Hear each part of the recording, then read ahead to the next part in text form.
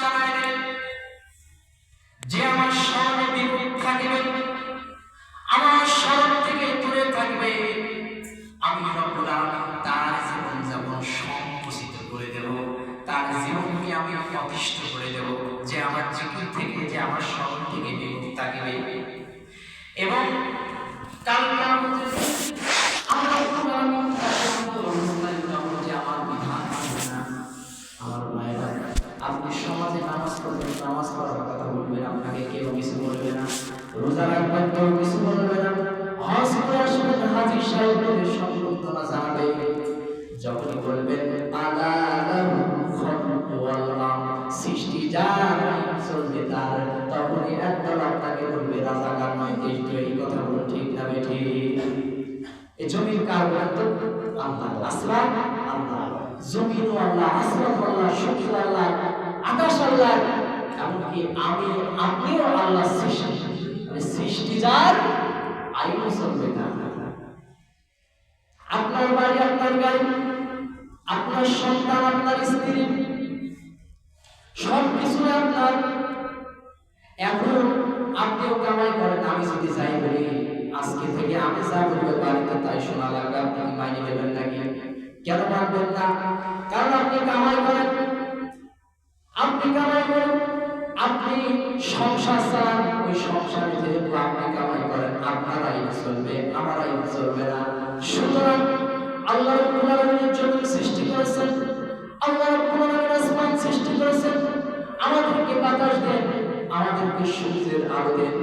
সুতরাং সৃষ্টি যার, আইন চলবে তার। মানুষের আইন কেন আমরা মানব? আপনাদের এলাকায় কুকুর আছে, কুকুর আছে না? কখনো দেখেছেন একটা কুকুর আর একটা কুকুরের কথা শুনে, কিংবা একটা কুকুর আর একটা কুকুরের আইন মানে? কখনো দেখেছেন? একটা কুকুর একটা কুকুরের আইন মানে না, কথা শুনে না। একটা গরু আর একটা গরুর আইন মানে না। অথচ মানুষের তৈরি করা আইন দিয়ে জীবন চালায়, চলে বলেন নাউজুবিল্লাহ। এর চেয়ে নিকৃষ্ট আর কি হতে পারে? একটা কুকুর হয়ে একটা কুকুরের আইন মানে না, কথা শুনে না, অথচ মানুষের মতবাদ দিয়ে জীবন চালায়। আমার ভাইরা, জিকির শব্দ 4 নম্বর অর্থ তাফসীর কারকেরা বলেছেন, জিকির মানে হলো আল্লাহর স্মরণ।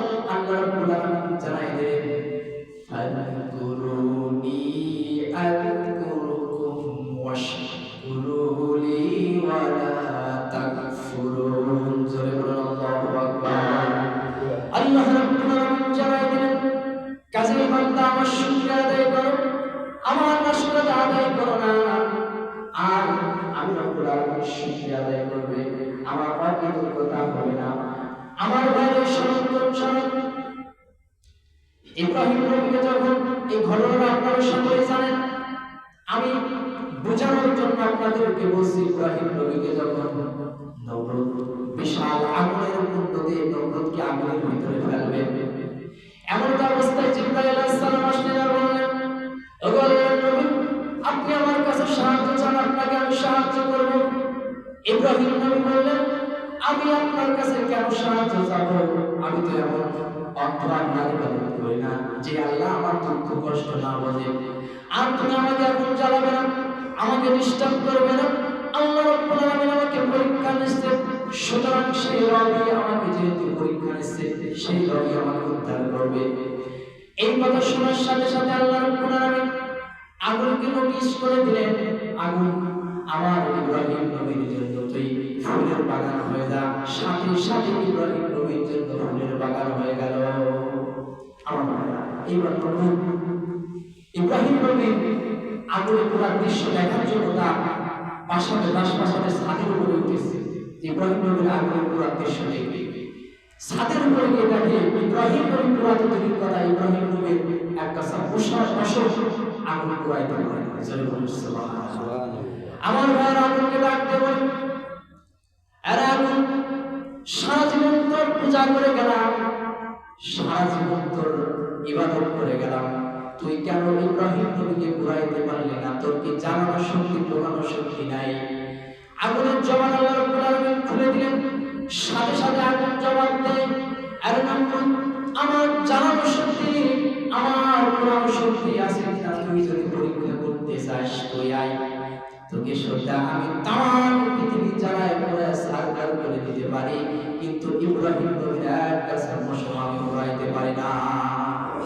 তাহলে ইব্রাহিম নবী আল্লাহকে স্মরণ করেছিল ঠিক জগৎ, আল্লাহ রাব্বুল আলামিন ইব্রাহিম নবীকে স্মরণ করেছিল ঠিক জগৎ। ইন্না ফাতকুরুনি আর কুরকুম, বান্দা তুমি আমাকে স্মরণ করো, আমি রাব্বুল আলামিন তোমাকে স্মরণ করব। আমার ভাইরা, এই স্মরণ শুধু তসবিহ টানার ভিতরে রাখলে হবে না, মসজিদ মাদ্রাসার ভিতরে আবদ্ধ রাখলে হবে না।